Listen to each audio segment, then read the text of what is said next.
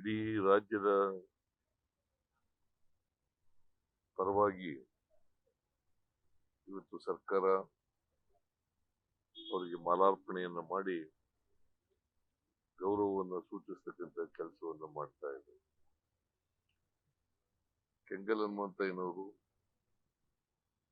ಒಬ್ಬ ಪ್ರಾಮಾಣಿಕ ರಾಜಕಾರಣಿ, ಒಬ್ಬ ಧೀಮಂತ ರಾಜಕಾರಣಿ. ವಿಧಾನಸೌಧ ಇದೆಯಲ್ಲ, ಇದೇ ಬಹಳ ಸುಂದರವಾಗಿರ್ತಕ್ಕಂಥ ವಿಧಾನಸೌಧ.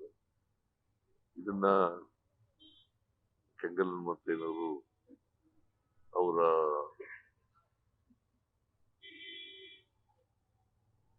ಪ್ಲಾನ್ ಮಾಡಿ ಅವರಿಗೆ ಪ್ಲಾನ್ ಮಾಡಿ ಇದನ್ನ ಕಟ್ಟಿಸುವಂಥದ್ದು ಅವರು ಅಂತಕ್ಕಂಥದ್ದನ್ನ ಇವತ್ತು ನಾವು ಮರೀಲಿಕ್ಕೆ ಸಾಧ್ಯ ಇಲ್ಲ. ಇಂಥ ಸುಂದರವಾದಂತ ವಿಧಾನಸೌಧ ಕಟ್ಟಿಕೊಟ್ಟಿರ್ತಕ್ಕಂಥದ್ದು ಅವರಿಗೆ ಎಂಟೈರ್ ಕ್ರೆಡಿಟ್ ಹೋಗ್ಬೇಕು ಅಂತಕ್ಕಂಥ ಮಾತುಗಳನ್ನ ಈ ಸಂದರ್ಭದಲ್ಲಿ ಹೇಳಲಿಕ್ಕೆ ಬಯಸ್ತಾ ಇದ್ದೀನಿ. ಜೊತೆಗೆ ಏಕೀಕರಣ ಹೋರಾಟ ಮಾಡಿದ್ರು.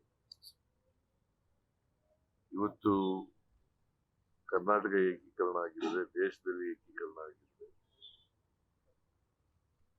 ಅವರದು ಕೂಡ ಕೆಂಗಲ್ ಹನುಮಂತಯ್ಯನವರ ಪಾತ್ರ ಇದೆ ಅಂತಕ್ಕಂಥ ಮಾತುಗಳನ್ನ ಈ ಸಂದರ್ಭದಲ್ಲಿ ಬಯಸ್ತೇನೆ.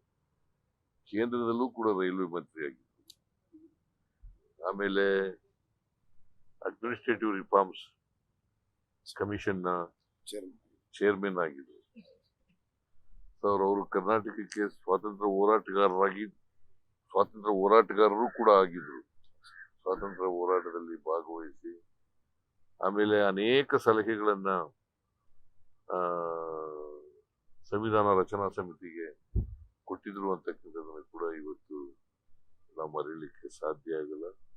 ಅಂತ ಒಬ್ಬ ಧೀಮಂತ ರಾಜಕಾರಣಿ ಈ ರಾಜ್ಯದ ಮುಖ್ಯಮಂತ್ರಿಯಾಗಿ ಮೊದಲನೇ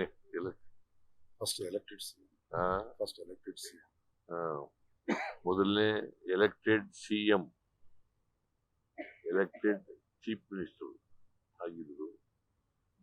ಆದ್ರೆ ವಿಧಾನಸೌಧ ಒಂದು ಏನಪ್ಪ ನೋವಿನ ಸಂಗತಿ ಅಂತಂದ್ರೆ, ಅವರು ಉದ್ಘಾಟನೆ ಚೀಫ್ ಮಿನಿಸ್ಟರ್ ಆಗಿ ಉದ್ಘಾಟನೆ ಮಾಡಲಿಲ್ಲ.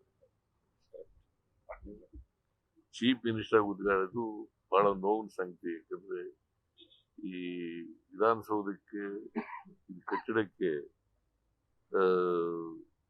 ಬಹಳ ಮುತುವರ್ಜಿ ತಗೊಂಡು ಸ್ವತಃ ಅವರೇ ಎಲ್ಲ ಮುತುವರ್ಜಿಯನ್ನು ವಹಿಸಿ ಕಟ್ಟಿಸಿದ್ರು. ಅದ್ರ ಉದ್ಘಾಟನೆ ಅವರು ಚೀಫ್ ಮಿನಿಸ್ಟರ್ ಆಗಿ ಮಾಡಲಿಲ್ಲ ಅಂತಕ್ಕಂಥದ್ದು ನೋವಿನ ಸಂಗತಿ ಅಂತಕ್ಕಂಥ ಮಾತುಗಳನ್ನ ಈ ಸಂದರ್ಭದಲ್ಲಿ ಹೇಳ್ತೀನಿ. ಅದರಿಂದ ಅವರ ಆದರ್ಶಗಳು ಮತ್ತು ಸಿದ್ಧಾಂತ ನಮ್ಮೆಲ್ರಿಗೂ ಅವು ಮಾರ್ಗದರ್ಶನ ಅಂತಕ್ಕಂಥ ಮಾತುಗಳನ್ನ ಈ ಸಂದರ್ಭದಲ್ಲಿ ಹೇಳಲಿಕ್ಕೆ ಬಯಸ್ತೇನೆ. ಅದರಿಂದ ಬಹಳ ಮುಖ್ಯವಾಗಿ ಪ್ರಾಮಾಣಿಕವಾಗಿದ್ದಂತ ಒಬ್ಬ ವ್ಯಕ್ತಿ, ಸ್ವಾತಂತ್ರ್ಯ ಹೋರಾಟದಲ್ಲಿ ಭಾಗಿಯಾಗಿ ಮುಖ್ಯಮಂತ್ರಿಯಾಗಿ ಕೇಂದ್ರದ ಮಂತ್ರಿಯಾಗಿ ಅವರು ಬಹಳ ಪ್ರಾಮಾಣಿಕವಾಗಿ ಇಡೀ ಜೀವನದಲ್ಲಿ ನಡ್ಕೊಂಡಿದ್ರು ಅಂತಕ್ಕಂಥದ್ದನ್ನ ಇವತ್ತು ನಾವು ಮರೀಲಿಕ್ಕೆ ಸಾಧ್ಯ ಆಗಿದೆ. ಸೊ ಅಂತ ಒಬ್ಬ ವ್ಯಕ್ತಿಯ ಜನ್ಮದಿನವನ್ನ ಸರ್ಕಾರ ಆಚರಣೆ ಮಾಡ್ತಾ ಇದೆ. ಅವರಿಗೆ ನಾವು ಮಾಲಾರ್ಪಣೆಯನ್ನು ಮಾಡಿ ಇಡೀ ಸರ್ಕಾರ ಅವರಿಗೆ ಗೌರವವನ್ನು ಸಲ್ಲಿಸತಕ್ಕಂಥ ಕೆಲಸವನ್ನು ಮಾಡಿದೆ.